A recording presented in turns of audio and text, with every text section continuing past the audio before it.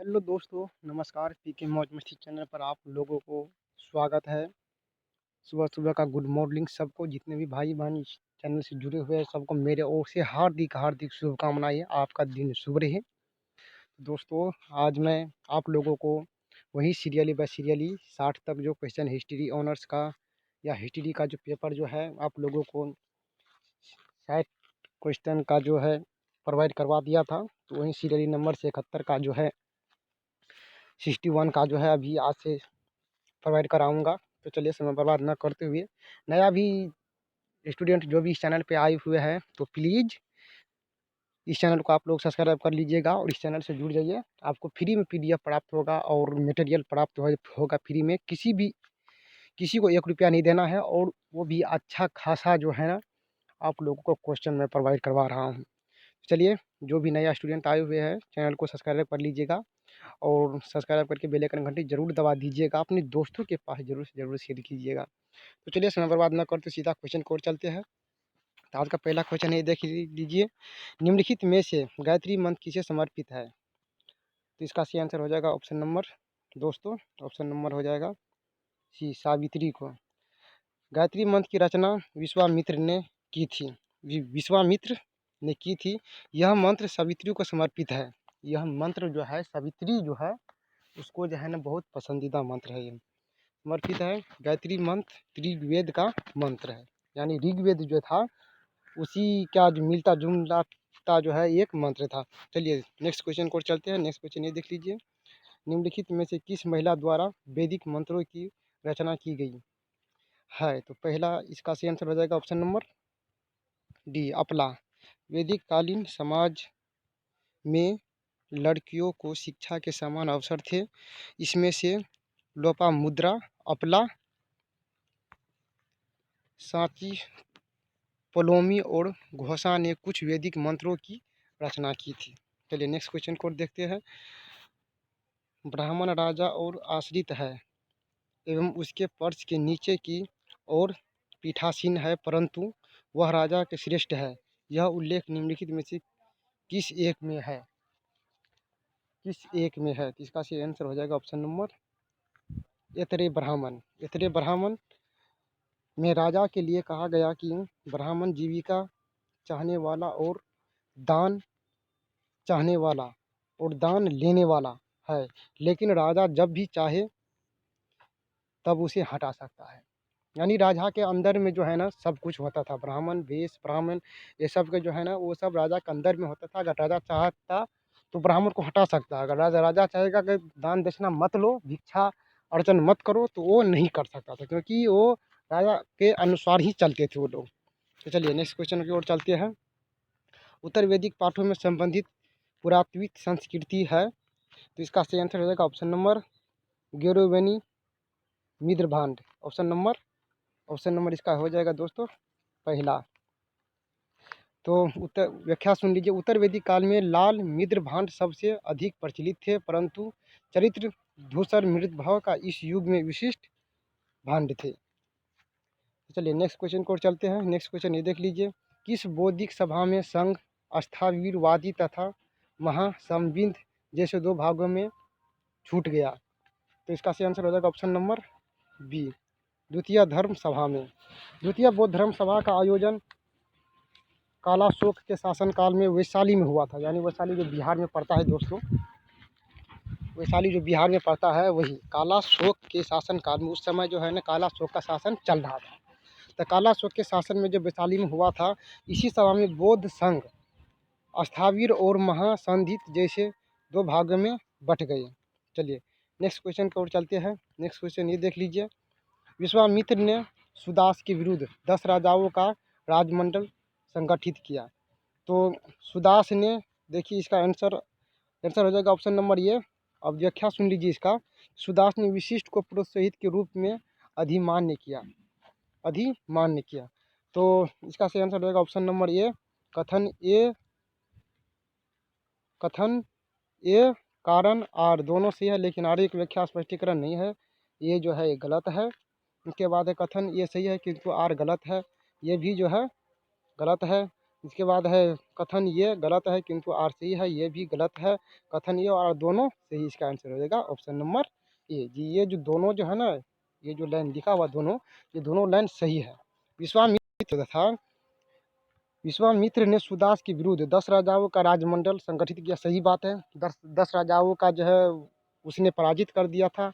तो इसके बाद सुदास ने विशिष्ट पुरोहित के रूप में अधिमान्य किया, ये भी बात ही है। तो इसीलिए दोस्तों इसका आंसर दोनों ए और आर दोनों सही होता है, इसका राइट आंसर ए हो जाएगा। नेक्स्ट क्वेश्चन को चलते हैं।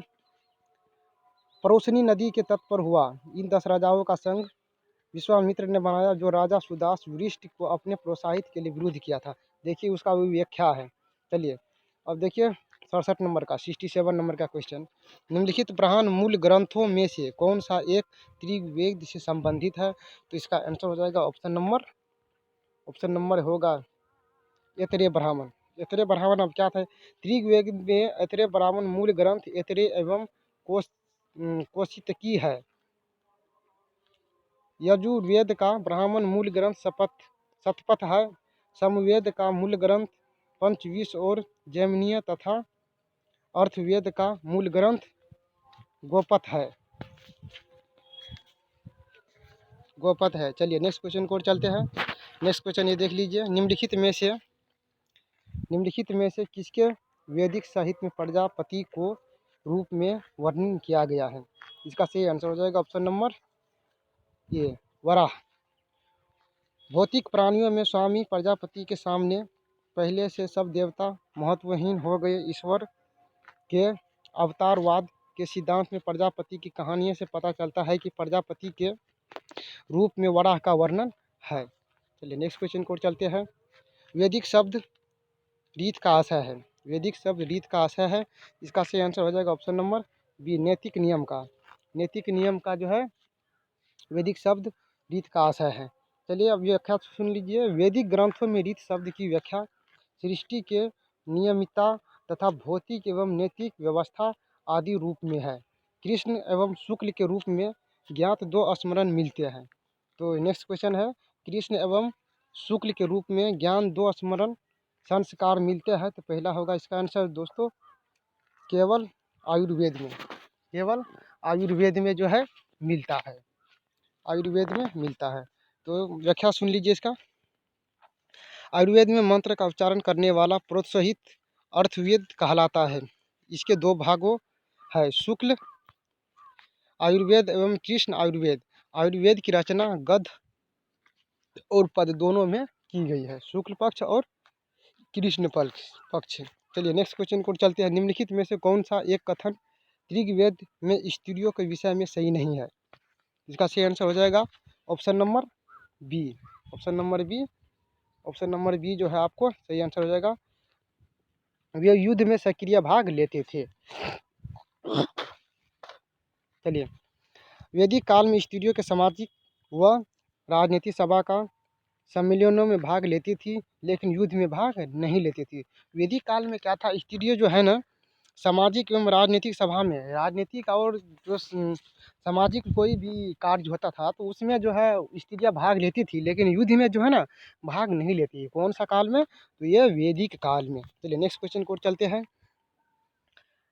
पुरुष सूक्त के संबंध में निम्नलिखित में से कौन सा कथन गलत है? इसका सही आंसर हो जाएगा ऑप्शन नंबर बी। यह ऋग्वेद के 7वें मंडल में आया है। कौन सा कथन गलत है? तो ये गलत है, क्योंकि ये ऋग्वेद के 7वें कथन में नहीं, बल्कि ये जो है ना 10वें कथन में आया था, 10वें कथन में आया था, इसलिए ये गलत है। तो पुरुष सूक्त ऋग्वेद में 10वें मंडल में आया था। चलिए नेक्स्ट क्वेश्चन की ओर चलते हैं। नेक्स्ट क्वेश्चन ये देख लीजिए। निम्नलिखित में से कौन सा मिलान ऋग्वेद संस्कृति के विषय में सही है? इसका सही आंसर हो जाएगा ऑप्शन नंबर ए ग्राम्य पशु चरणिक राजतंत्रीय। तो सबसे पहले ऋग्वेद समाज का ग्राम व्यवस्था में आया था, उसके बाद पशु चरित्र व्यवस्था में आया, इसके बाद अंत में राजतंत्र व्यवस्था में कायम हुई। तो दोस्तों ये वीडियो आप लोगों को अच्छा लग रहा है तो प्लीज़ लाइक कर जरूर करो दोस्तों, लाइक कर दो यार। इसके बाद जो है आप लोग जो नया स्टूडेंट है आप इस चैनल को सब्सक्राइब जरूर कर लेना और अपने दोस्तों के पास जरूर से जरूर शेयर करके और बेल आइकन घंटी जरूर दबा देना। चलिए नेक्स्ट क्वेश्चन को चलते हैं। नेक्स्ट क्वेश्चन ये देखिए, आत्मा के पूर्ण जन्म के सिद्धांत का कहाँ उल्लेख मिलता है?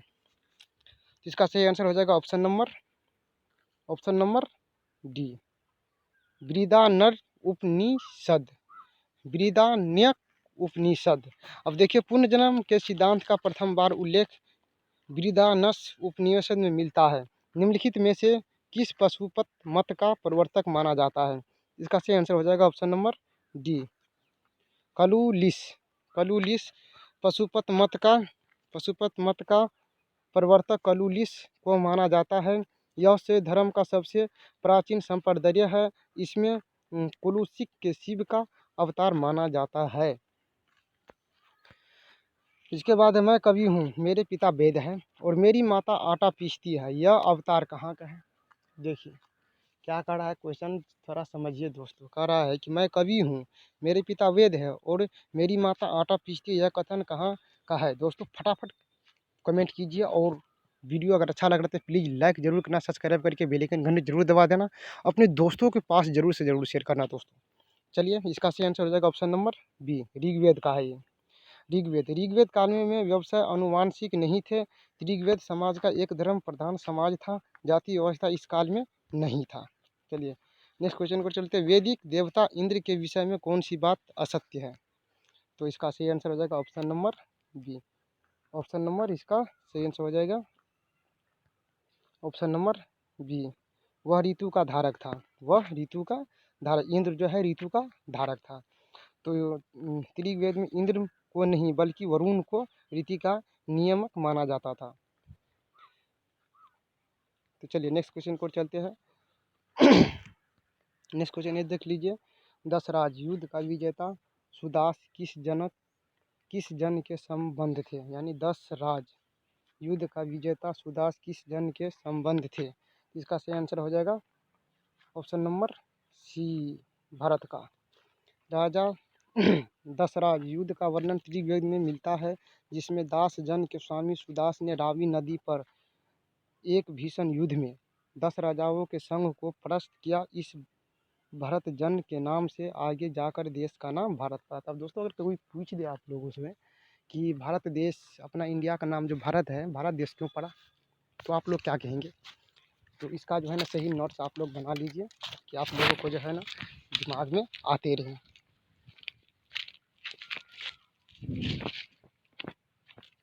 तो बस आप लोग फटाफट कमेंट कीजिए और कमेंट करने के बाद जो है चैनल को सब्सक्राइब करके बेल आइकन घंटी जरूर दबा देना। तो ये जो है ये नोट्स आप जो है बना लीजिए और ये नोट्स बनाने के बाद जो है ताकि आप लोगों के एग्ज़ाम में जो है ना ये क्वेश्चन आता रहता है। नेक्स्ट क्वेश्चन को चलते हैं। ऋग्वेद में अन्यवर्त किसके संदर्भ में प्रयुक्त हुआ? तो इसका सही आंसर हो जाएगा ऑप्शन नंबर ए, दस्यु। अब ऋग्वेद में दस्यु के अन्यवर्त अकमन अदेवित आदि नाम से जाना जाता है। चलिए नेक्स्ट क्वेश्चन को चलते हैं। नेक्स्ट क्वेश्चन ये देख लीजिए, वसनी वंश के पंचवीरों में शंभ किसके पुत्र थे? वसनी वंश के पंचवीरों में शंभ किसके पुत्र थे? इसका सही आंसर होगा जम्बावंती का पुत्र था। वसनी वंश के पंचवीरों में शंभ जम्बावंती से